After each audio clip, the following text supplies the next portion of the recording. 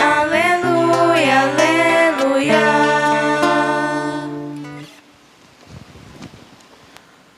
Jesus nascerá de Maria, prometida em casamento a José, filho de Davi.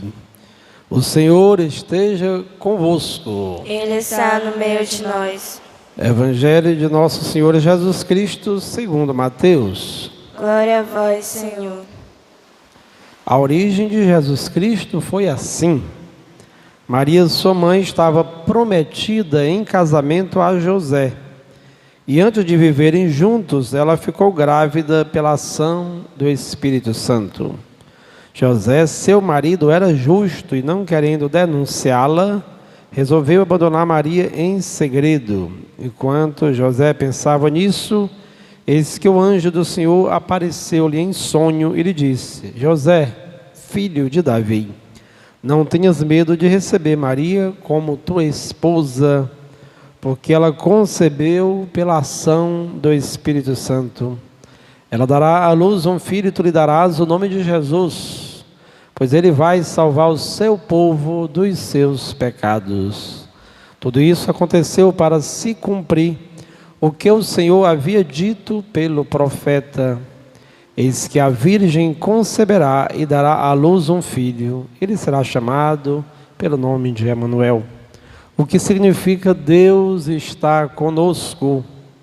Quando acordou, José fez conforme o anjo do Senhor havia mandado e aceitou sua esposa.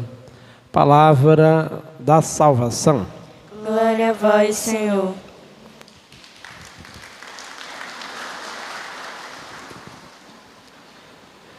Durante este período do Advento, a Igreja nos brinda, nos presenteia, a partir da tradição e das Sagradas Escrituras, algumas figuras bíblicas que nos ajudam neste período de penitência, de conversão, de preparação para a chegada de Menino Jesus. Já refletimos sobre João Batista e hoje a liturgia tem a sua centralidade na figura de São José. São José tem algumas características muito peculiares, porque na Bíblia nós encontramos passagens que falam de São José, mas ele mesmo não fala, como as outras personagens que se expressam, que falam. A Virgem Maria, há várias passagens, quando ela conversa, está interagindo com o anjo Gabriel, com sua prima Isabel. Diferentemente, José não fala, mas a leitura ou as leituras falam a respeito dele. Já aí nós encontramos a imagem de um homem taciturno, de um homem que é silencioso, que é recolhido, que acolhe a preciosidade da palavra e da vontade de Deus em sua vida. Temos poucas passagens bíblicas que falam a respeito de José, e há muitos outros comentários e leituras dos famosos evangelhos apócrifos, que não são considerados livros canônicos, não pertencem ao cânon bíblico. No entanto, já nos primeiros séculos havia muitas histórias a respeito de São José. Há uma obra bem conhecida que é a história de José o Carpinteiro, mais ou menos do VI século, essa história escrita na língua copta. No entanto, pode ser que haja muitas fantasias, mas há realmente uma indicação muito séria para dizer do valor que a comunidade cristã dava à pessoa de São José. Muito já se disse em muitos escritos, a tradição, os escritores costumam falar a respeito das dúvidas de São José. Quais seriam as dúvidas que estariam presentes em seu coração quando entra em contato também com o anjo, e o anjo diz a ele que Maria está grávida. É importante que nós talvez usemos aqui um método hermenêutico para a interpretação das Sagradas Escrituras, nós costumamos chamar a imaginação criativa, porque quando escutamos a palavra precisa penetrar no nosso coração, na nossa mente. Essa palavra precisa ser digerida, e a palavra mexe com o nosso coração, aquece os nossos corações. Não podemos ouvir a palavra de Deus e simplesmente esquecer o que foi lido ou que foi escutado. É importante que ao escutarmos a palavra, essa palavra possa ganhar eco na nossa vida. E aí isso os estudiosos chamam também de imaginação criativa, porque nós vamos supondo, fazendo pressuposições a respeito destas dúvidas. A dúvida é uma realidade humana. Mas a dúvida pode ser também um combate interior, para sabermos se realmente estamos ou não fazendo a vontade de Deus, se estamos ou não acolhendo aquilo que Deus quer na nossa vida. A primeira dúvida, ele era noivo da Virgem Maria, José. A mulher aparece grávida, uma jovem aparece grávida. Ele não tinha ainda convivido com ela, como nunca conviveu maritalmente, humanamente falando, ele poderia estar desconfiado. Isso causou um sofrimento, porque ele sabia da boa índole daquela menina. No entanto, ele poderia se questionar: será que ela foi infiel? Será que ela, de fato, teve relação com outro homem? Isso é uma dúvida humana. Mas também outra situação nessa nossa imaginação criativa: será que quando a Virgem Maria recebeu o anúncio do anjo Gabriel dizendo que ela iria engravidar, porque ela também não entendia, como vai acontecer isso comigo? Como é que eu vou ser a mãe do Salvador, do Messias, se eu não conheço homem algum?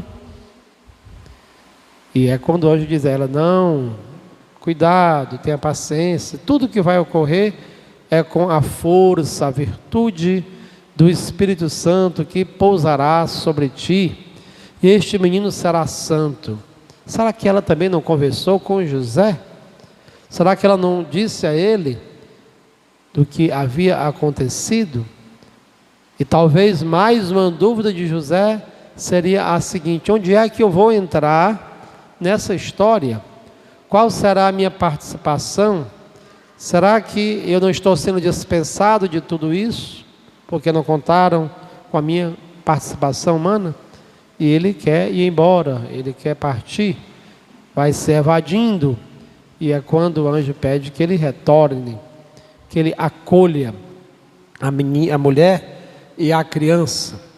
E aí permanece esse trabalho tão silencioso como um homem justo, o homem que sabe silenciar, que não é precipitado. É um grande ensinamento para nós. No mundo em que cada pessoa quer falar mais alto do que a outra, as pessoas vivem brigando, vivem difamando, vivem falando mal das outras, ele silencia e guarda.